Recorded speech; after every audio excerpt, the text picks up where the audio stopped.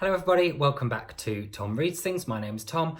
I hope you're all having the time of your lives, to be perfectly honest with you. So today I thought what I would do was to go through some golden oldies of mine, some golden oldie books of mine. So for me, golden oldie doesn't mean an old book. It means a book that I've read in the past that I really enjoyed, that I read before I started BookTube really, and that I haven't had a chance to talk about on this channel. So I thought now's the perfect time to go over them. So let's start, shall we? So the first one that I wanted to talk about is Beasts of Extraordinary Circumstance by Ruth Emmy Lang. So I first found out about this book through Simon's channel over at Savage Reads. This was a book that I don't think it was published in the UK when I bought it. I don't even know if it is now, to be honest. I had to get it from the United States of America. So basically it follows the story of a chap called Waylon Gray, and he soon realises that he has powers where he can control the weather. He also has a horned pig as a little pet. That's interesting. He meets a young lady called Mary and he rescues her from a wolf attack. Waylon was raised by wolves, so he's able to communicate with them, and it kind of follows their journey on from there really, and talks about how their relationship changes as they grow up, and then it kind of ends with them monitoring wolves in the wild and things like that. So I found this really interesting. I'm not sure if it was YA or not, or young adult. Oh, that is what YA stands for. Well done me. Yeah, it was a really great book. Really enjoyed this. Do pick it up if it sounds like your kind of thing. What I love about this is that it's big words on a page, so you feel like you get through it really quickly. That's lovely. The next book that I wanted to talk about, I also first found out about from Simon's channel, and that is Tinman by Sarah Winman. So this is a lot of people's favourite books. I've watched so many videos with people talking about their love for this book on BookTube. Many more people can talk about it better than I can, but I'll give it a go. So it follows the story of two boys, Ellis and Michael, two young men, I should say, Ellis and Michael, and they are inseparable, absolutely inseparable. And then one day a lady called Annie walks into their lives and everything changes. It follows their the three of theirs relationship and friendship, and it raises issues such as the kind of AIDS epidemic and things like that. So it's a really kind of hard-hitting, very short book, which really packs a punch. But again, it's one of my favourites that I read before, since I started reading properly, but before I joined BookTube. It's an incredibly moving book, and I do recommend that you pick this up if you want something a bit tearjerkery. The next book that I want to talk about is The Secret History of Georgian London by Dan Cruikshank. Now, I absolutely love this book. It talks about, it's a non-fiction book, and it talks about the basically the sex trade in Georgian London and the kind of brothel scene of Georgian London, the aristocratic mistresses of that time and all of that kind of thing. It's a really kind of rich and plush language that Dan Cruikshank uses, and he just kind of explains that scene at the time really well.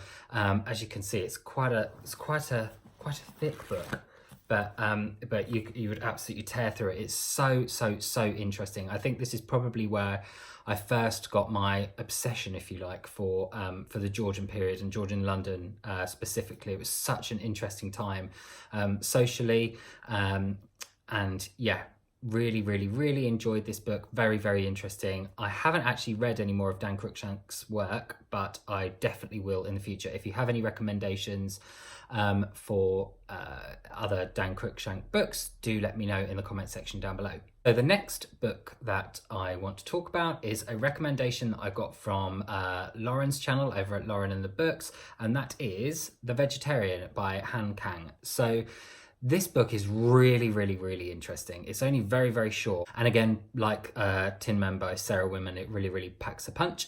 So this is translated fiction, translated from Korean, and it follows the story of a lady who decides all of a sudden that she wants to be vegetarian.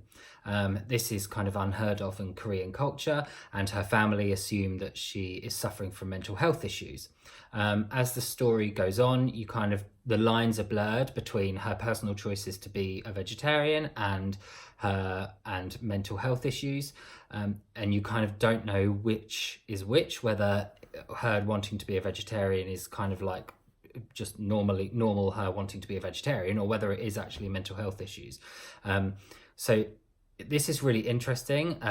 As a long-time vegan myself, I can fully appreciate the fact that when you tell people that you don't want to eat animals, some people think that you've got a mental health issue, which is quite strange, really. But yeah, I could relate to quite a bit in here, oddly enough, even though the things that she goes through are absolutely horrific, and I would never be subjected to those kind of things, but still, strangely, I could relate to her in this book. So yeah, it's, as I say, it's only very, very, very short.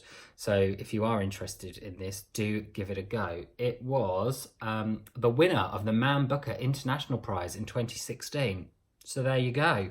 The next book that I want to talk about, I'm sure many, many, many of you will know, and I'm sure for a lot of you it will be one of your favourite books, and that is J.K. Rowling's The Casual Vacancy.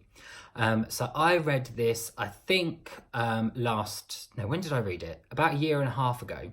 And it's the first book I've read of J.K. Rowling's outside of her Harry Potter series. And actually, of Harry Potter, I've only read 1.5 of the book. The Prisoner of Azkaban and half of The Goblet of Fire. Gasp! Yeah, this book is set in the fictionalised village of Pagford, I believe, in England, and it's basically a look at that community in that village, the highs and lows of that community, the different class structures within that community. It centres around the story of an election for parish council, I believe, parish council election, and the different people vying for that position in the community. It also follows the story of a young girl, and the kind of issues that she has to go through with the troubles she's facing with her mother. She's basically the sole carer for her younger brother. Her mother doesn't care for her. Her mother doesn't really care for her younger brother, and all of the things she's having to go through whilst growing up and being a teenager as well. That's actually the part of this book that I found most interesting, was this young girl's story. And it's quintessentially English, and I really like that about this book. It really strikes a chord with me. Having grown up in a kind of rural village in England myself, I can see a lot of similarities between this village and the village that I grew up in, and the different ways that the community reacts to each other's and reacts to kind of controversy and competition, all of that kind of thing. So yeah, really, really interesting. Do pick this up if you feel like you might like it. The next book that I want to talk about, well, the last book actually that I want to talk about, is a real favourite of mine, and that is The Trouble with Goats and Sheep by Joanna Cannon. You can't really see it. It's this gorgeous cover that's kind of indented here. Wonderful. I read this last summer and if you live in the UK, you will remember that last summer, for maybe like 4 weeks, late July, early August, we had the most crazy heat wave. It was very, very, very hot, and I read this during 2 weeks that I had off, as part of the 2 weeks that I had off during that time. And this book is actually set in the blisteringly hot summer that we had in England of 1976. So they were talking in this book about heat and the kind of really oppressive heat at the time, and as I was reading it, I was sitting in my living room with the fan on, trying not to sweat myself to death. So I kind of, it was great to be reading this book at that time. It's been a long time since I read this, so let's look at it and see what it is about, shall we? Summer 1976. Mrs. Creasy is missing, and the avenue is alive with whispers. As the summer shimmers endlessly on, 10-year-old Grace and Tilly decide to take matters into their own hands. But as doors and mouths begin to open and the cul-de-sac starts giving up its secrets, the amateur detectives will find more than they could have imagined. Beware of straying from the flock, for fear you'll be left out in the cold. So yeah, It's basically follows the story of two young girls as they try to discover what has happened to an older lady who has gone missing in their kind of tight-knit community. I haven't actually read any of Joanna Cannon's other work, but I am definitely going to be picking up There's Something About Elsie. I think that's what it's called. I think that was the book that followed this one. So yes, do let me know if you've read this book or that book in the comment section down below, and let me know what you thought. Okay, so that's it today for my Golden Oldies, and I will see you again soon. Thanks, bye. Waylin Gray